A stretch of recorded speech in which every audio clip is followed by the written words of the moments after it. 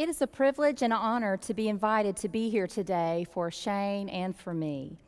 As Frank said, our children are away on their fall youth retreat, or else they would be sitting down there with Shane giving me the thumbs up or the thumbs down based on how I was doing. So y'all can do that if you'd like. In my mind, preaching here this morning must be what it feels like if I was an Anglican to preach at Westminster Abbey or St. Paul's in London. And that makes me nervous as a long-tailed cat on a rocking chair-filled porch. So here goes. My brother Jason is 4.5 years younger than me, and he used to drive me nuts when we were kids. So I would get control of him by sitting on him and tickling him until he gave in to whatever I wanted him to do. This continued for many years. My mom is also here today, so I probably shouldn't be telling on myself. But this continued for many, many years until he became bigger than me.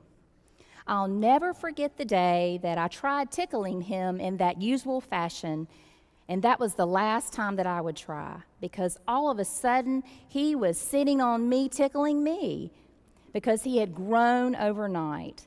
My little brother was now over 6 feet tall and over 160 pounds. Well, then he started watching professional wrestling matches on TV. I used to hate it when he would watch that on TV, or worse yet, once my dad took him to the Township Auditorium in Columbia to watch this sport. Well, then he would practice what he saw on me, something like a full Nelson, or the claw, or worst of all, something called the figure 4. I think he was trying to break my legs.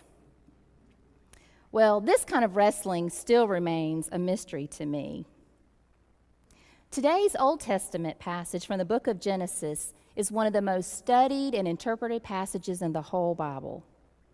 It continues to mystify and intrigue us all at the same time. It captures our imagination and makes us wonder about times in our lives when we ourselves had wrestled or struggled with God and our faith. This story of Jacob's struggle with God comes in the midst of his struggle to prepare to meet his brother. For you see, Jacob has been estranged from his brother Esau for over 20 years because Jacob has stolen his birthright and his blessing. In fact, the last words that we hear from Esau before this encounter are, "The days of my mourning for my father are approaching. Then I will kill my brother Jacob." So a little earlier in chapter 32, we read of the elaborate preparations that Jacob is making to meet his brother Esau, who wants to kill him. He sends messengers ahead of him to meet with Esau, who returns saying that Esau has 400 men. Jacob is terrified.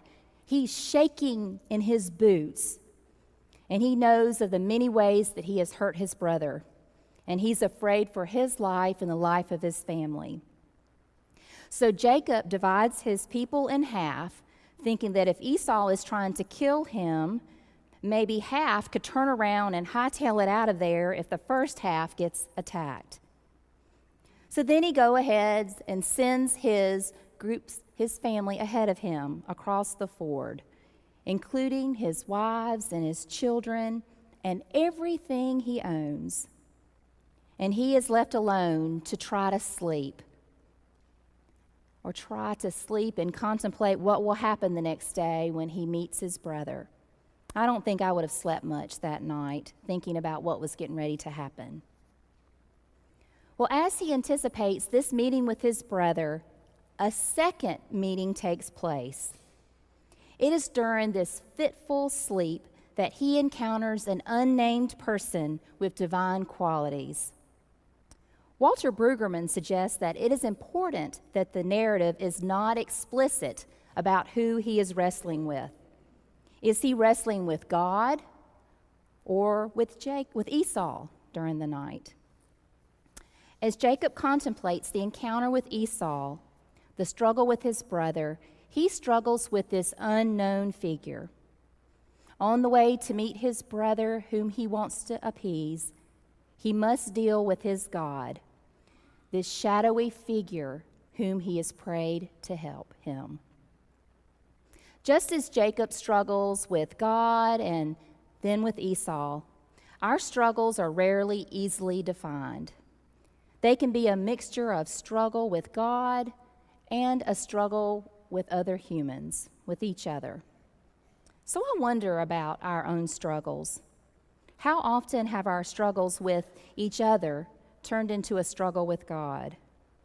Do our problems with others lead to a wrestling match with our faith? I'll never forget the day that my mom and I drove through the gates at Furman University to begin my college years. I was nervous and excited all at the same time. I loved being at Furman. I especially loved that first week, orientation or Furman camp as some people call it. And I loved the start of classes, buying textbooks, getting to know my professors, and finding my classrooms in Furman Hall. And I loved my freshman hall in Haynesworth dorm and the women on it.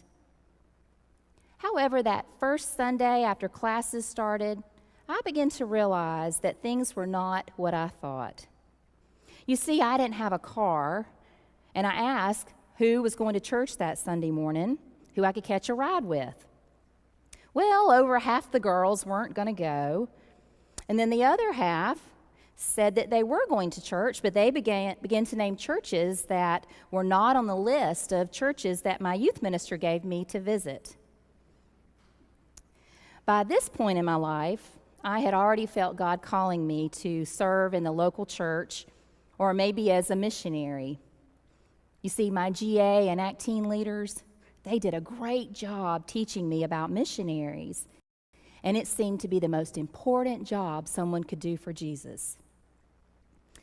So that list of churches that my youth minister gave me only had churches on it who would support women ministers or who had women on staff. But no one wanted to go to any of those churches, and since I didn't have a car, I decided to go with them for 2 Sundays. That was all I could take. So after 2 weeks of going to church with women on my hall, my roommate let me borrow her orange 1970s Volkswagen Beetle, and I drove to church here at First Baptist. I will never forget the first time I came around that corner on Cleveland Street and saw this huge, beautiful church sitting on the hill. I was welcomed in and directed to the college Sunday school class and instantly found a home. As that first semester progressed, I began to really struggle with the other church-going girls on my hall. You see, they all went to churches that taught that women were second-class citizens. These churches believed that a woman's place was only in the home. Women were definitely not allowed to go to seminary or serve in ministry unless she was going to serve as a pastor's wife. Through our conversations, I increasingly felt like something was wrong with me. My struggle with them turned into a struggle with God. So I began to pray. I prayed for a simple faith. I prayed for a faith that did not question. I prayed for another direction in my life. Why, God, have you called me to something that other Christians consider sinful? I began to dread having any sort of conversation with my hallmates about faith or about my calling, or especially about what I was learning in Jeff Rogers' Old Testament intro course. But I have to tell you that I really began to look forward to coming to church here on Sundays and then eventually on Wednesday nights. The college Sunday school class became like a home away from home for me. The teachers and the other college students became a family for me. They accepted me and all of my struggles just the way I was. In fact, each Sunday morning they modeled for me how it's okay to struggle with faith. Each Sunday I watched and listened with great interest to Ann Quattlebaum, Neil Rabin, Rod McClendon, and I think his name was Ray Bolton, teach, or should I say debate, heatedly debate, the lesson for that day. They struggled with each other and the text, and they let us struggle too. No easy answers were ever given there. Each Sunday I looked forward to the wrestling match, and the donuts were a hit too. If you don't mind, let me take a moment to say thank you by writing a thank you note, Jimmy Kimmel style without the sarcasm, to each of you here at Greenville First Baptist. Dear First Baptist Church members, without you, without this church, I don't know where or what I would be doing today. You saved me from drowning in a toxic swamp of fundamentalism. You took me on ski retreats, to fancy lunches at fancy restaurants, and you even took me to the founding meeting of the Cooperative Baptist Fellowship. And I never had to pay a penny. And you even let me get by without paying for Wednesday night suppers when money was tight. You let me hang out with your ministers. They each took time to get to know me and mentor me. They let me go to pastoral staff meetings where I watched them all wrestle and struggle with each other over budgets and priorities, but come together as a team with the best interest of this church and the cause of Christ in mind. Thank you for being a church that demonstrated Jesus' love to me just when I needed it most. Thank you, thank you, thank you. Love, Christy.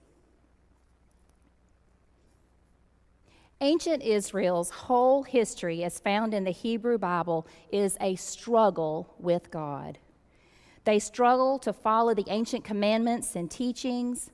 They struggle living in the land that is filled with people who worship other gods. And they struggle remaining faithful to the God of their foremothers and forefathers. For me, and I imagine for many of you, faith is a struggle. I wish those black and white answers of TV preachers and self-help books would suffice, but they don't. Recently, a woman in my Monday morning Bible study said, "The older I get, the less I know about my faith." And I'm okay with that. She said, "God is a mystery to me." Now, a few words of encouragement. Your reputation as a church who is okay with not having black and white answers to faith questions, your reputation as a church that allows, no, encourages people to wrestle and struggle with their faith, and your reputation as a place that encourages and nurtures young people and college students, your reputation is widely known. So let me encourage you to continue to live into that reputation. Don't accept easy, pat answers. Don't be afraid to be the church that God has called you to be. Don't be afraid to celebrate your past, but look forward with great expectation to the future to which God is leading you. Continue to support with your prayers, your dollars, your time. Continue to support the ministry to college students through the Cooperative Student Fellowship, CSF. If you don't know that much about CSF, I'm sure that John Calloway would love to share with you about what they're up to. You see, young people are hungry to know God, and they are searching for people who are willing to allow them to grow and to question. They are looking for places that encourage wrestling. You never know when you might be a lifesaver for a young person who will go on to become the youngest moderator for the CBF. You never know when you might be a home to someone who is just about given up on church. And you never know when you might be the hands and the feet and the heart of Christ to someone who is feeling unaccepted. So, my brothers and sisters in Christ, continue to love, to serve, to offer, to struggle, to challenge, and to wrestle. Amen.